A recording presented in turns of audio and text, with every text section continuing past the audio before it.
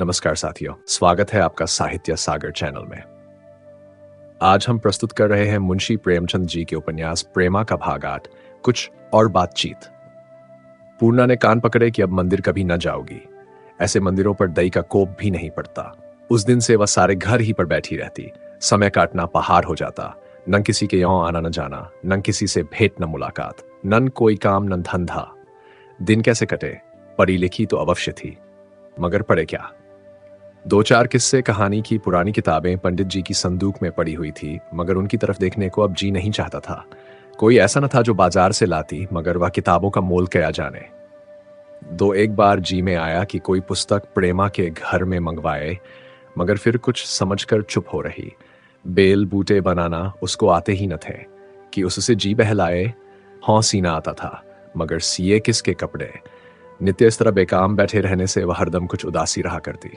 हाँ, कभी कभी पंडायन और चौबायन अपने चेले चापड़ों के साथ आकर कुछ सिखावन की बातें सुना जाती थीं, मगर जब भी वह कहती कि बाबू अमराठी का नहीं, तो पूर्णा साफ साफ कह देती कि मैं उनको आने से नहीं रोक सकती और न कोई ऐसा बरतरती हूँ जिससे वह समझे कि मेरा आना इसको बुरा लगता है। सच तो यह है कि पूर्णा के हृदय में अब अमृतराय के लिए प्रेम प्रेम का अंकुर जमने लगा था। यद्यपि वह भी कि यही समझती थी कि अमृतराय यहोंदिया की राह से आया करते हैं, मगर नहीं मालूम क्यों उनके आने का एक एक दिन गिना करती। और जब इतवार आता तो सवेरे से उनके शुभगमन की तैयारियां होने लगती। बिल्लो बड़े प्रेम से साराम कान साफ करती। कुर्सियां और तस्वीरों पर से 7 दिन की जमी हुई धूल मिट्टी दूर करती। पूर्णा खुद भी अच्छे और साफ कपड़े पहनती। अब उसके दिल में आप ही आप बनाव सिंगार करने की इच्छा होती थी, मगर दिल को रोकती। जब बाबू अमृतराय आ जाते तो उसका अमलिन रंग मुखकुंदन की तरह दमकने लगता। उसकी प्यारी सूरत और भी अधिक प्यारी मालूम होने लगती थी। जब तक बाबू साहब हते उसे अपना घर भरा मालूम होता। वह इसी कोशिश में रहती कि ऐसी क्या बात करूं जिसमें वह प्रसन्न होकर घर को जावे। बाबू साहब ऐसे हंसमुखते को भी एक बार हंसा देते। यहाँ वह खूब बुलबुल की तरह चहकते। कोई ऐसी बात न कहते जिससे पूर्णा दुखित हो। जब उनके चलने कास में आता तो वह कुछ उदास हो जाती। बाबू साहब इसे तर जाते और पूर्णा की खातिर से कुछ देर और बैठते। इसी तरह कभी कभी घंटों बीत जाते। जब दिया में बत्ती पड़ने की बेला आती तो बाबू साहब चले जाते। पूर्णा कुछ देर तक इधर उधर बौखलाई हुई घूमती। जो बातें होती उनको मन में दोहराती। यह समय उस आनंददायक स्वप्न सा जान पड़ता था जो जुंक के खुलते ही बिलाया जाता है। इसी तरह की मास और बीत गए और आखिर जो बात अमृतराय के मन में थी वह पूरी होगी। अर्थात पूर्णा को अब मालूम होने लगा कि मेरे दिल में उनकी मोहब्बत समाती जाती है और उनका दिल भी मेरी मोहब्बत से खाली नहीं। अब पूर्णा पहले से ज्यादा उदास रहने लगी। और बोरे मन, क्या एक बार प्रीति लगाने से ते राजी नहीं भरा जो तू फिर यह रोग पाला रहा है। तुझे कुछ मालूम है कि इस रोग की औषधि क्या है? जब तू ये जानता है तो फिर क्यों, किस आशा पर यह स्नेह बढ़ा रहा है? और बाबू साहब, तुमको क्या कहना मंजूर है? तुम क्या करने पर आए हो? तुम्हारे जी में क्या है? क्या तुम नहीं जानते कि यह अग्नि धधकेगी तो फिर बुझाए न बुझेगी? मुझसे ऐसा कौन सा गुण है? कहो कि बड़ी सुंदरी हूं जो तुम प्रेमा, प्यारी प्रेमा तो त्यागे देते हो। वह बेर बेर मुझको बुलाती है। तुम ही बताओ, कौन मुंह लेकर उसके पास जाऊं? और तुम तो आग लगाकर दूर से तमाशा देखोगे। इसे बुझाएगा कौन? बेचारी पूर्णा इन्हीं विचारों में डूबी रहती। बहुत चाहती कि अमृतराय का ख्याल ना आने पावे, मगर कुछ बस न चलता। अपने दिल का परिचय उसको एक दिन यूं मिला कि बाबू अमृतराय नियत समय पर नहीं आए। थोड़ी देर तक तो वह उनकी राह देखती रही, मगर जब वह अब भी ना आए तब तो उसका दिल कुछ महसूसने लगा। बड़ी व्याकुलता से दौड़ी हुई दीवाजे पर आई और आध घंटे तक कान लगाए खड़ी रही। फिर भीतर आई और मन मारकर बैठ गई। चित्त की कुछ वही अवस्था होने लगी जो पंडित जी के दौरे पर जाने के वक्त हुआ करती। शंका हुई कि कहीं बीमार तो नहीं हो गए। महरी से कहा, बिल्लो जरा देखो तो बाबू साहब का जी कैसा। नहीं मालूम क्यों मेरा दिल बैठा जाता है। बिल्लो लपकी हुई बाबू साहब के बंगले पर पहुंची तो जात हुआ कि वह आज 2-3 नौकरों को साथ लेकर बाजार गए हुए हैं, अभी तक नहीं आए। पुराना बूढ़ा कहार आधी टोंगों तक धोती बौंधे सर हिलाता हुआ आया और कहने लगा, बेटा बड़ा खराब जमाना आवा है। 1000 का सूदा होए तो 2000 का सूदा होए तो हम ही लै आवत रहें। आज खुद आप गए हैं। भला इतने बड़े आदमी का उस चाहत रहा। बाकी फिर सब अंग्रेजी जमाना आया है। अंग्रेजी पढ़ के जून नन हो जाए तून अचर्ज नहीं। बिल्लो बूढ़े कहर केसर हिलाने पर हंसती हुई घर को लौटी। इधर जब से वह आई थी पूर्णा की विचित्र दशा हो रही थी। विकल होकर कभी भीतर जाती, कभी बाहर आती। किसी तरह चैन ही ना आता। जान पड़ता कि बिल्लो के आने में देर हो रही है कि इतने में जूते ही आवाज सुनाई दी। वह दौड़कर द्वार पर आई और बाबू साहब को टहलते हुए पाया तो मानो उसको कोई धन मिल गया। झटपट भीतर से किवाड़ खोल दिया, कुर्सी रख दी और चौखट पर सर नीचा करके खड़ी हो गई। अमृत राय, बिल्लो कहीं गई है क्या? पूर्णा लजाते हुए, हाँ, आप ही के यहां तो गई है। अमृत, मेरे यहां कब गई? क्यों, कुछ जरूरत थी? पूर्णा, आपके आने में विलंब हुआ तो मैंने शायद जीन अच्छा हो उसको देखने के लिए भेजा। अमृत, प्यार से देखकर बीमारी चाहे कैसी ही हो वह मुझे यहां आने से नहीं रोक सकती। जरा बाजार चला गया था, वहां देर हो गई। यह कहकर उन्होंने एक दफे जोर से पुकारा, सुखी अंदर आओ, और दो आदमी कमरे में दाखिल हुए। एक के हाथ में एक संदूक था और दूसरे के हाथ में तह किए हुए कपड़े। सब सामान चौकी पर रख दिया गया। बाबू साहब बोले, पूना, मुझे पूरी आशा है कि तुम 2-4 मामूली चीजें लेकर मुझे कृतार्थ करोगी। हंसकर यह देर में आने का जुर्माना है। पूर्णा अचंभे में आ गई, यह क्या? ये तो फिर वही स्नेह बढ़ाने वाली बातें हैं, और इनको खरीदने के लिए आप ही बाजार गए थे। अमृत राय, तुम्हारे दिल में जो है वह मैं जानती हूं, मेरे दिल में जो है वह तुम भी जानते हो, मगर इसका नतीजा? इसमें संदेह नहीं कि इन चीजों की पूर्णा को बहुत जरूरत थी। पंडित जी की मोली सारी अब तक लंगे तंगे चली थी, मगर अब पहनने को कोई कपड़े न थे। उसने सोचा था कि अब की जब बाबू साहब के यहाँ से मासिक तनख्वाह मिलेगी तो मामूली साड़ियां मंगा लूंगी। उसे यह क्या मालूम था कि बीच में बनारसी और रेशमी साड़ियों का रेल लग जाएगा। पहले तो हस्त्रियों की स्वाभाविक अभिलाषा से इन चीजों को देखने लगी, मगर फिर यह चित्र करके मेरा उचित नहीं है, वह अलग हट गई और बोली, बाबू साहब, इस अनुग्रह के लिए मैं आपको धन्यवाद देती हूँ, मगर ये भारी भारी जोड़े मेरे किस काम के? मेरे लिए मोटी जोड़ी साड़ियां चाहिए, मैं इन्हें पहनूंगी तो कोई क्या कहेगा? अमृत राय, तुमने ले लिया। मेरी मेहनत ठिकाने लगी और मैं कुछ नहीं जानता। इतने में बिलो पहुंची और कमरे में बाबू साहब को देखते ही निहाल हो गई। जब चौकी पर दृष्टि पड़ी और इन चीजों को देखा तो बोली, बूढ़ा कह रहा था कि मेरी दस्तूरी मारी गई। अमृत राय, दबीज से वह सब का हार मेरे नौकर है, मेरे लिए बाजार चीजें लाते हैं, तुम्हारे सरकार का मैं चाकर हूं। बिल्लो यह सुनकर मुस्कुराती हुई भीतर चली गई। पूर्णा के कान में भी भनक पड़ गई थी। माइक बोली, मैं तो खुद आपकी चेरियों की चेरी हूं। इसके बाद इधर उधर की 6 माघ पूस खे दिन थे। सर्दी खूब पड़ रही थी। बाबू साहब देर तक न बैठ सके और 8 बजते बजते वह अपने घर को सिधारे। उनके चले जाने के बाद पूर्णा ने जो संदूक खोला तो दंग रह गई। स्त्रियों के श्रृंगार की सब सामग्रियां मौजूद थीं और जो चीज थी सुंदर और उत्तम थी। आईना, कंघी, सुगंधित तेलों की शीशियां, भांति भांति के इत्र, हाथों के कंगन, गले का चंद्रहार, जड़ाव, एक रूपहला पानदान, लिखने पढ़ने के सामान से भरी एक संदूकची, किस्से कहानी की किताबों, इनके अतिरिक्त और भी बहुत सी चीजें बड़ी उत्तम रीति से सजाकर धरी हुई थी।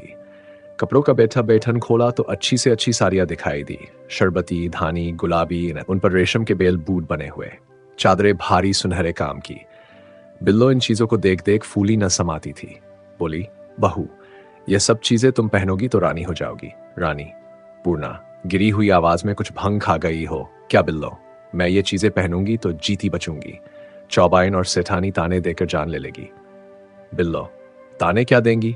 कोई दिलगी है इसमें, उनके बाप का क्या इजारा? कोई उनसे मांगने जाता है? पूर्णा ने महरी को आश्चर्य की आंखों से देखा। यही बिल्लो है जो अभी 2 घंटे पहले चौआइन और पढ़ाइन से सम्मति करती थी और मुझे बेर बेर पहनने ओढ़ने से बर्जा करती थी। यकायक पलट हो गई। बोली, कुछ संसार के कहने की भी तो लाज है। बिल्लो, मैं थोड़ा ही कहती हूं कि हरदम ये चीजें पहना करो। जब बाबू साहब आवे थोड़ी देर के लिए पहन लिया। पूर्णा लजाकर यह सिंगार करके मुझसे उनके सामने क्यों कर निकला जाएगा। तुम्हें याद है एक बेर प्रेमा ने मेरे बाल गूंद दिए थे। तुमसे क्या कहूं, उस दिन वह मेरी तरफ ऐसा ताकते थे जैसे कोई किसी पर जादू करे। नहीं मालूम क्या बात है कि उसी दिन से वह जब कभी मेरी ओर देखते हैं तो मेरी छाती धड़ करने लगती है। मुझसे जानबूझकर फिर ऐसी भूल न होगी। बिल्लो, बहू, उनकी मर्जी ऐसी ही है तो क्या करोगी? इन्हीं चीजों के लिए कल वह बाजार गए थे।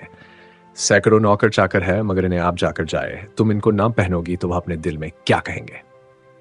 पूर्णा आंखों में आंसू भरकर, बिल्लो, बाबू अमृत राय नहीं मालूम क्या करने वाले हैं। मेरी समझ में नहीं आता कि क्या करूं। वह मुझसे दिन दिन अधिक प्रेम बढ़ाते जाते हैं और मैं अपने दिल को क्या कहूं। तुमसे कहते लज्जा आती है। वह अब मेरे कहने में नहीं रहा। मोहल्ले वाले अलग बदनाम कर रहे हैं, न जाने ईश्वर को क्या करना मंजूर है। बिल्लो ने इसका कुछ जवाब न दिया। पूर्णा ने भी उस दिन खाना न बनाया, सौंझ ही से जाकर चारपाई पर लेट रही। दूसरे दिन सुबह को उठकर उसने वह किताब पढ़ना शुरू की जो बाबू साहब जाए थे। ज्यों-ज्यों वह पढ़ती उसको ऐसा मालूम होता कि कोई मेरी ही दुख की कहानी कह रहा है। इनके पढ़ने में जो जी लगा तो इतवार का दिन आया। दिन निकलते ही बिल्लो ने हंसकर कहा, आज बाबू साहब के आने का दिन है। पूर्णा, अनजान बनकर फिर? बिल्लो, आज तुमको जरूर गहने पहनने पड़ेंगे। पूर्णा, दबी आवाज से, आज तो मेरे सर में पीड़ा हो रही है। बिल्लो, नौज, तुम्हारे बैरी का सर दर्द करे, इस बहाने से पीछा न छूटेगा। पूर्णा, और जो किसी ने मुझे ताना दिया तो तू जानना। बिल्लो, ताना कौन रौट देगी? सबेरे ही से बिल्लो ने पूर्णा का बनाव सिंगार करना शुरू किया। महीनों से सर न मला गया था, आज सुगंधित मसाले से मला गया, तेल डाला गया, कंघी की गई, बाल गूंथे गए। और जब तीसरे पहर को पूर्णा ने गुलाबी कुर्ती पहनकर उस रेशमी काम की शरबती साड़ी पहनी, गले में हार और हाथों में कंगन सजाए, तो सुंदरता की मूर्ति मालूम होने लगी। आज तक कभी उसने ऐसे रत्न जड़ित गहने और बहुमूल्य कपड़े न पहने थे, और न कभी ऐसी सुघर मालूम हुई थी।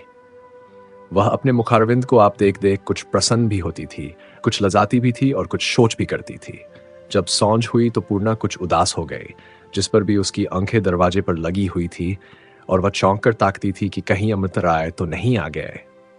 पौंछ बजते बजते और दिनों से सवेरे बाबू अमृतराय आए। कमरे में बैठे बिल्लो से कुशलानंद पूछा और ललचाई हुई आंखों से अंदर के दरवाजे की तरफ ताकने लगे, मगर वहां पूर्णा न थी। कोई 10 मिनट तक तो उन्होंने चुपचाप उसकी राह देखी, मगर जब अब भी न दिखाई दी तो बिल्लो से पूछा, क्यों मेहरी, आज तुम्हारी सरकार कहाँ है?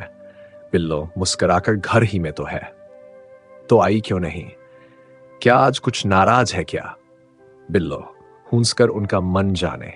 अमृत, जरा जाकर लिवा जाओ, अगर नाराज हो तो चलकर मनाओ। ये सुनकर बिल्लो हंसती हुई अंदर गई और पूर्णा से बोली, बहू उठोगी या वह आप ही मनाने आते हैं? पूर्णा, बिल्लो तुम्हारे हाथ जोड़ती हूं, जाकर कह दो बीमार है। बिल्लो, बीमारी का बहाना करोगी तो वह डॉक्टर को लेने चले जाएंगे। पूर्णा, अच्छा, कह दो सो रही है। बिल्लो, तो क्या वजह गाने न आएंगे? पूर्णा, अच्छा बिल्लो, तुम ही कई बहाना कर दो जिससे मुझे जाना न पड़े। बिल्लो, मैं जाकर कह देती हूं कि वह आपको बुलाती है। पूर्णा को कोई बहाना न मिला। वह उठी और शर्म से सर झुकाए, घूंघट निकाले, बदन को चुराती, लजाती, बल खाती, एक गिलौरी दान लिए दरवाजे पर आकर खड़ी हो गए। अमृतराय ने देखा तो अचंभे में आ गए, आंखें चौधिया गईं। 1 मिनट तक तो वह इस तरह ताकते रहे जैसे कोई लड़के खिलौने को देखे। इसके बाद मुस्कुराकर बोले, ईश्वर तू धन्य है। पूर्णा, लजाती हुई, आप कुशल से थे? अमृत तिरछी निगाहों से देखकर, अब तक तो कुशल से था, मगर अब खैरियत नहीं नजर आती। पूर्णा समझ गई। अमृतराय की रंगीली बातों का आनंद लेते लेते वह बोलने में निपुण हो गई थी। बोली, अपने किए का क्या इलाज? अमृत, क्या किसी को अपनी जान से बैर है?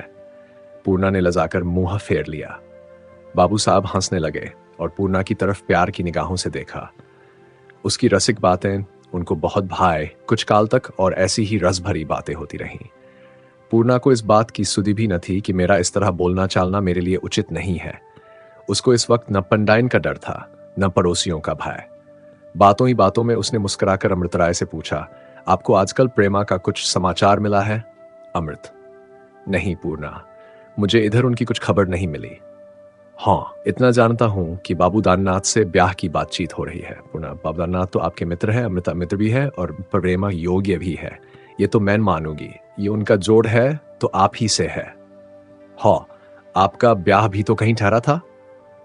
हाँ, कुछ बातचीत हो रही थी। कब तक होने की आशा है?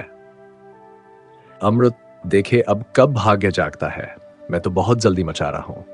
पूर्णा, तो क्या उधर ही से खिंचाव है? आश्चर्य की बात है। अब नहीं पूर्णा, मैं जरा भाग्यहीन हूं, अभी तक सिवाय बातचीत होने के और कोई बात तय नहीं हुई। पूर्णा, मुस्कुराकर मुझे अवश्य नवता दीजिएगा। अमृत, तुम्हारे ही हाथों में तो सब कुछ है, अगर तुम चाहो तो मेरे सर सेहरा बहुत जल्द बच जाए। पूर्णा भौचक होकर अमृतराय की ओर देखने लगी। उनका आशय अब की बार भी वह न समझी। बोली, मेरी तरफ से आप निश्चित रहिए, मुझसे जहां तक हो सकेगा उठाना रखूंगी। अमृत, इन बातों को याद रखना। पूर्णा, ऐसा न हो भूल जाओ तो मेरे सबरमान मिट्टी में मिल जाओ। यह कहकर बाबू अमृतराय उठे और चलते समय पूर्णा की ओर देखा। उसकी आंखें डबडबाई हुई थी, मानो विनय कर रही थी कि जरा देर और बैठिए। मगर अमृतराय को कोई जरूरी काम था, धीरे से उठ खड़े हुए और बोले, जी तो नहीं चाहता कि यहां से जाऊं, मगर आज कुछ काम ही ऐसा आ पड़ा। यह कहा और चल दिए। पूर्णा खड़ी रोती रह गई। कुछ और बातचीत एक ऐसा अध्याय है जो ये दिखाता है कि जीवन में होने वाली साधारण चर्चाएं भी कैसे हमारे सोचने के तरीके और रिश्तों को प्रभावित करती है। मुंशी प्रेमचंद जी ने छोटे छोटे संवादों के माध्यम से बड़े बड़े सामाजिक संदेश बेहद सहजता से पिरोए हैं।